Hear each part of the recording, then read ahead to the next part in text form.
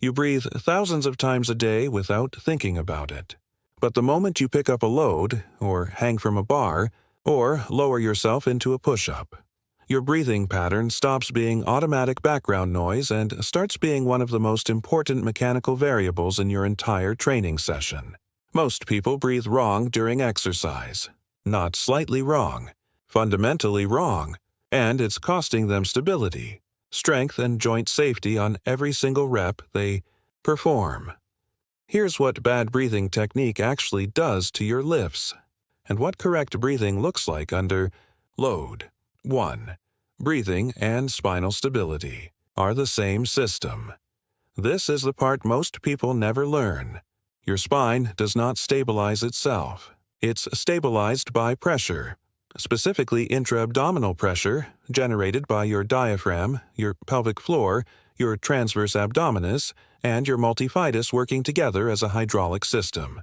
When this system is pressurized correctly, it creates a rigid supportive cylinder around your lumbar spine that dramatically reduces compressive and shear forces on your discs during loaded movement. Your breathing pattern directly controls this system. A correct breath before a heavy rep, diaphragmatic, 360 degrees into the belly and sides, held and braced against, pressurizes the cylinder fully. An incorrect breath, shallow into the chest only, or exhaled at the wrong moment, either fails to pressurize the system or actively deflates it mid-rep. Every time you exhale at the hardest point of a movement, you are releasing the spinal protection your body just built. The load that was being distributed through a pressurized system now goes directly to your passive structures, discs, ligaments, facet joints. 2. Chest breathing cuts your strength output. Most people under load instinctively breathe into their chest, shoulders rising, sternum lifting, belly staying flat. This is a stress breathing pattern, driven by the sympathetic nervous system, and it's the opposite of what generates force under load.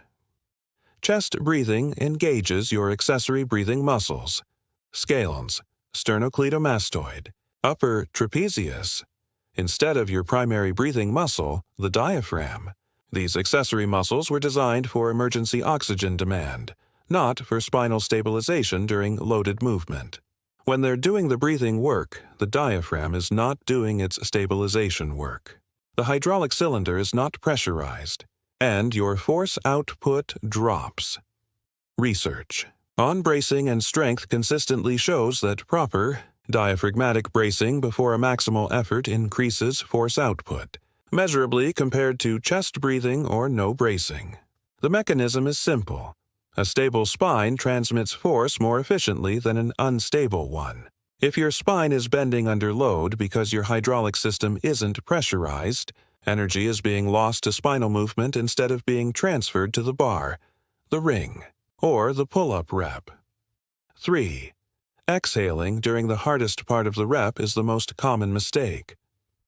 Most people have been taught to exhale on exertion. Breathe out as you push or pull.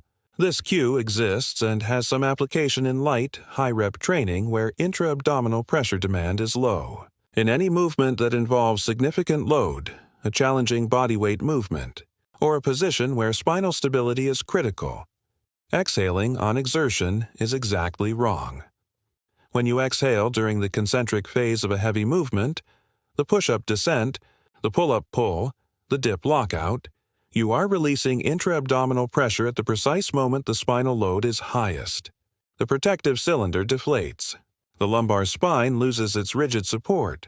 The passive structures absorb force they were never designed to handle. Repeatedly. Every rep. Every session. The correct approach for any challenging movement is to take your breath before the rep. Brace fully, perform the rep while maintaining that brace, and exhale only at the top or the bottom of the movement, at the point of lowest mechanical load. This keeps the hydraulic system pressurized throughout the portion of the rep where it matters most. 4. Poor breathing accelerates fatigue and reduces endurance. Beyond stability and strength, your breathing pattern directly affects how long you can sustain effort. Chest breathing is mechanically inefficient. It moves less air per breath and requires more muscular effort to do so. Over a set of 15 push-ups or a 2-minute plank, chest breathing means your respiratory muscles are working significantly harder than they need to, pulling oxygen and blood flow away from the working muscles and accelerating systemic fatigue. Diaphragmatic breathing moves more air with less muscular effort. The diaphragm is a large dome-shaped muscle designed specifically for high-efficiency breathing.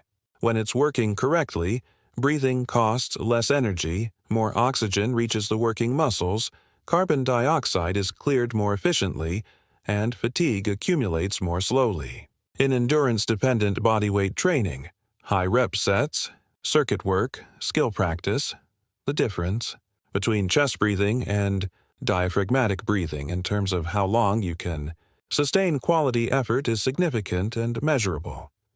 5. How? To actually fix it. The fix starts before you train.